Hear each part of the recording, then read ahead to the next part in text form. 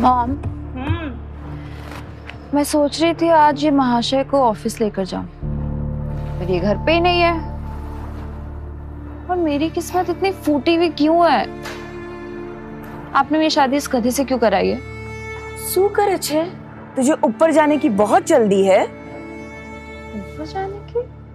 नहीं, बिल्कुल नहीं। तो शांति से बैठ ना, क्योंकि तेरे सवालों का जवाब ऊपर तेरे पप्पा दे सकते हैं। तेरे साथ साथ मेरी भी किस्मत फूट गई। कम ऑन मॉम, ये कैसा जोक है? जोक? मजाक मैं कर रही हूँ या तू? पिछली बार उसको ऑफिस लेके गई थी तो याद है ना क्या हुआ था? फिर से उसको लेके जाके अपना मजाक उड़वाना चाहती है? आप बहुत फिक्र करती हो। आपको क्या लगता है मैं गधी हूँ? मैं उसको लेके जाऊंगी और वापस अपनी बेइज्जती कराऊंगी। मैं उसे बस ऑफिस तक लेके जाऊंगी, अंदर आने नहीं दूंगी। फिर वो ज्वेलरी शॉप में जाएगा, मेरा नेकलेस लेगा और घर वापस आ जाएगा। और वैसे भी इससे ज्यादा मैं उसके साथ टाइम स्पेंड नहीं कर सकती। अभी चित्रा और अनिका नक्श को बुरा भला कह ही रहे थे कि तभी नक्श वहां आ गया। भाई साहब का एटीट्यूड देखने लायक था। जब अनिका ने देखा कि नक्श उसे इग्नोर करता हुआ अपने कमरे की तरफ जा रहा है, तो अनिका को और भी ज्यादा गुस्सा आ गया। ये लो, आ गए साहबजादे नैन मटक्का करके। मॉम अभी नहीं, प्लीज प्लीज, मुझे ऑफिस के बहुत लेट हो रहा है और विहान मेरा वहाँ पे वेट कर रहा होगा। विहान का नाम सुनते ही नक्श के चेहरे का रंग फीका पड़ गया। देखो, आज तुम्हारी काम चोरी की बात हो रही है और तुम आ गए।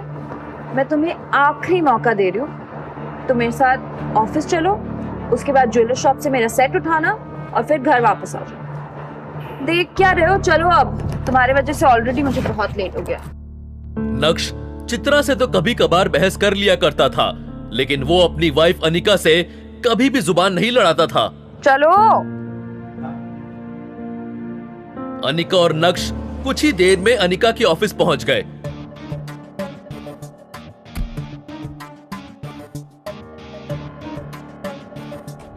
अनिका जब अपने कैबिन में पहुंची तो उसका दोस्त और बिजनेस पार्टनर विहान बजाज पहले ही वहां बैठा उसका इंतजार कर रहा था। यार अनिका, मैं पिछले 1 घंटे से बैठा तुम्हारा इंतजार कर रहा हूँ। ये आदमी इतना खाली है कि 1 घंटे से यहाँ बैठ के मेरी बीवी का इंतजार कर रहा है। I am so sorry Vihaan, क्या है ना, कुछ लोगों के कारण देर हो जाती है। अनिका की बात सुनकर विहान के 1 घंटे इंतजार करने की शिकायत एक पल में ही गायब हो गई और वो बस मुस्कुराते हुए अनिका को ही देखे जा रहा था।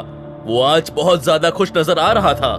विहान, आज तुम बहुत ज्यादा खुश लग रहे हो।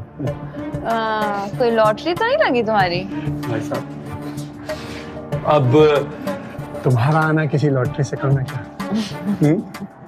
भाई साहब, ये मत भूलिए कि आप एक ऑफिस में हैं और ये भी मत भूलिए कि आपको दोस्ती की सीमा नहीं लांघनी है। तुम चुप रहो। विहान, मैं समझी नहीं, तुम क्या बोलने की कोशिश कर रहे थे? विहान समझ गया था कि अनिका उसकी बात से थोड़ी अनकंफर्टेबल हो गई है, इसलिए उसने झट से बात बदल दी और बोला, इम्पोर्टेंट ये नहीं है कि आज मैं इतना खुश क्यों। इम्पोर्टेंट ये है कि मैं आज तुम्हारे लिए एक गिफ्ट लेके आया हूँ। मेरे लिए? जी हाँ, ये देखो अनिका, तुम्हारे लिए रेयर डायमंड का नेकलेस। जी हाँ। वाह, कैसा लगा? अच्छा लग रहा है ना? अनिका, ये असली डायमंड का नेकलेस नहीं है, बल्कि ये तो कॉपी है। यकीन मानो मेरा, ये फेक है अनिका। अनिका नहीं जानती थी कि नक्श भानुशाली खानदान से ताल्लुक रखता है। भानुशाली ग्रुप रेयर डायमंड के बिजनेस में भी है और क्योंकि नक्श भानुशाली ग्रुप का हिस्सा रह चुका था, इसलिए उसे डायमंड की अच्छी खासी परख थी। नक्श ने तो सही इरादे से अपना काम कर दिया था, लेकिन अनिका को नक्श की बात कुछ रास नहीं आई। तुम्हें बोला है ना, बीच में मत बोला करो, चुप रहो।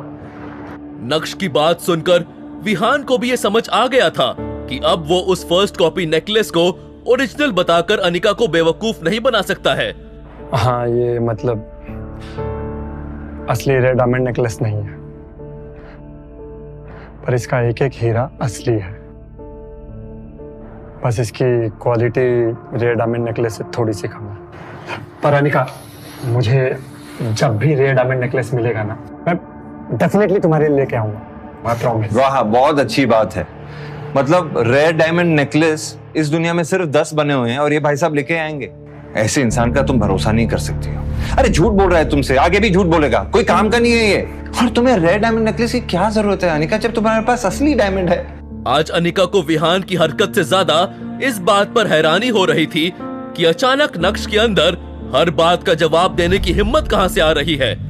तुम चुप रहोगे? नक्श के मुंह खोलने से पहले विहान को लगा था कि अनिका नेकलेस देखते ही उसके प्यार में पागल हो जाएगी। आखिर वो उसे कोई छोटी चीज नहीं, डायमंड का हार दे रहा था। अब पोल तो उसकी खुल चुकी थी, तो वो करता भी क्या? शांति से चुप बैठने के अलावा उसके पास करने के लिए और कुछ भी नहीं था। पर इस वक्त अनिका के पास विहान को दिलासा देने के अलावा और कोई चारा नहीं था। तो क्या हुआ विहान, अगर ये कम क्वालिटी वाला डायमंड नेकलेस है, ये नॉर्मल सी बात है। अब हर कोई वो रेयर डायमंड वाले नेकलेस तो नहीं खरीद सकता ना। और वैसे भी हमारे देश में ऐसे बस 10 ही हार हैं। और जहाँ तक मुझे याद है उसमें से एक हीरे की नेकलेस की नीलामी हुई थी और वो डायमंड नेकलेस कहीं 1.5 से 2 के बीच में, 2 करोड़ के बीच में बिका था। किसने खरीदी वो तो मैं नहीं जानती हूँ। पर विहान, तुम्हें कोई रेयर नेकलेस लाने की जरूरत नहीं है, ये भी बहुत सुंदर है। I really love it. I mean you know what, मैं इसको बहुत संभाल के अच्छे से रखूंगी। Thank you so much. Anika की बात सुनकर तो विहान के जैसे तोते ही उड़ गए। इस हार को खरीदने में ही उसे पसीना आ गया था। भूल जाओ बेटा विहान, अनिका को इम्प्रेस करने में कंगाल हो जाओगे, कंगाल। वहीं नक्श अनिका को परेशान देखकर अपने किए पर पछताने लगा और सोचने लगा कि इतनी बड़ी बात हो जाने के बाद भी अनिका विहान का साथ दे रही है। लेकिन वो अपनी बदली हुई जिंदगी को इतनी आसानी से अपनी बीवी के सामने नहीं रखना चाहता था। वो अनिका को पाना चाहता था, उसका दिल जीतना चाहता था। अनिका, मैंने आज तक तुम्हें कुछ नहीं कहा, लेकिन आज मैं चुप नहीं बैठूंगा। मैं तुम्हारे लिए रेयर डायमंड नेकलेस लेकर आऊंगा, ये मेरा तुमसे वादा है। मैं दुगनी मेहनत करूंगा, मैं वो सब हासिल करने की कोशिश करूंगा जो तुम्हारे अरमान है। I promise. अपने दिल की बात अनिका के सामने रखने के बाद नक्श ने अनिका के जवाब का इंतजार भी नहीं किया और उसके कैबिन से बाहर निकल गया। नक्श ने पलटकर अनिका की तरफ देखा तो अनिका भी उसी की तरफ देख रही थी। प्यार नहीं तो कम से कम नक्श अनिका का ध्यान अपनी तरफ खींचने में कामयाब हो गया था। क्या नक्श को खुद से दूर रखकर मैंने कोई गलती तो नहीं की? ये क्या सोच रही हूँ मैं? विहान मेरा बिजनेस पार्टनर है, मेन इन्वेस्टर है। नक्श की इस हरकत की वजह से अगर विहान कंपनी से बैकआउट कर गया तो क्या होगा? नहीं नहीं, नक्श की वजह से मैं मेरी इतने साल की मेहनत को जायज नहीं जाने दूंगी। मुझे नक्श की नहीं, विहान की जरूरत है। सुबह का समय था और सारे एम्प्लॉयज अपने अपने काम में बिजी थे। लेकिन जब उन्होंने नक्श को कॉन्फिडेंस के साथ बाहर जाते देखा तो सब उसे घूरने लगे थे। कुछ लोगों ने तो अपना काम छोड़कर फुसफुसाना भी शुरू कर दिया था। दूसरी तरफ वही अनिका का गुस्सा इस वक्त चरम पर था। आज पहली बार नक्श ने उसके साथ बदतमीजी की थी, इसलिए वो भी नक्श के पीछे पीछे कैबिन से बाहर आ गई। नक्श, ये क्या पागलपन है? तुम्हें किसने हक दिया कि तुम मुझे ये बेफालतू की सलाह दो? जब भी तुम्हें ऑफिस लाई हूं ना, तुम हमेशा कुछ ना कुछ उल्टा ही करते हो। गलती हो गई मुझसे। गेट लॉस्ट नाउ, जल्दी जाओ। नक्श ने अनिका की इस बात का भी कोई जवाब नहीं दिया। वो जानता था कि वो जितना बोलेगा उतना ही अनिका का गुस्सा बढ़ता जाएगा। उसे अनिका से जो कहना था वो उसे कह चुका था। जैसे तैसे अनिका ने अपने गुस्से को दबाते हुए मामले को खत्म करने की कोशिश की, लेकिन उसे क्या पता था कि अभी तो मामले की बस शुरुआत हुई थी।